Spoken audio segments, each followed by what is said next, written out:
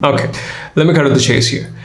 Here's how you learn to draw from your imagination, and that is by drawing from life. So a couple of years back, I used to always look at all these artists here on Instagram and all these other artists who I admire and things like that. I'm like, man, how are they able to make up these drawings out of their head? How are they able to do that? Then over time, I've realized the process it takes to achieve that. And that process is this. I've talked about this before. Your brain is like a box. It's like a pressure cooker, right? That's how things work, right? Your brain is like a pressure cooker. You collect stuff, information, things from life, from other things, the movies you watch, the books you read, and all that thing. You put that into your brain, and your brain, being your brain, cooks that thing and comes up with something unique. It's like cooking spaghetti. You put in vegetables, you put in sauce, you put in pasta, you cook that thing up, you get a dish. And that's exactly how your brain works. So your brain is like the pressure cooker. The raw materials like the vegetables, the pastas, and the sauce and things like that is like things that you collect from life. And the final dish is your imaginary drawing that you come out of it after all this cooking process is done. So now the question comes, how do you apply this information? Because I've talked about this before, but people still ask me and message me occasionally, how do you do this thing, man? How do you draw from your imagination? I don't get it. Here's a practical way to apply that.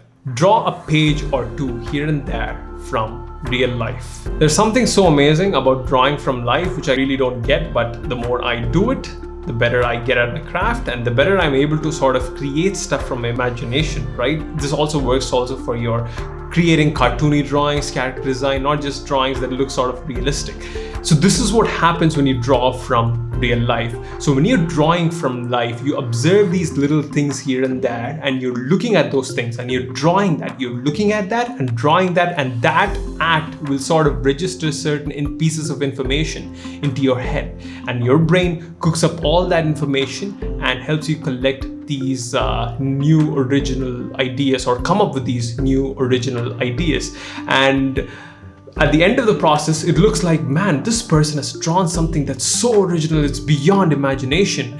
But when in reality, that person has just simply observed things from life and has connected those information to make something original. So drawing a page here and there, right, of things from photographs, that's what I personally do. I don't go outside, especially during this time, to draw. And I just observe photographs and try to draw those things from photographs. And I'm able to collect these little pieces of information that I use in my drawings. And those drawings could look original, but what I've actually done is I've just connected information here and there.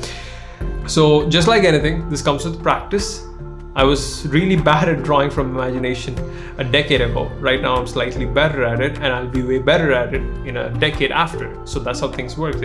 Over time, it takes practice, and the more you practice to learn to draw from imagination, the better things are gonna get. So don't be frustrated, right, if you're not able to draw stuff out of your head.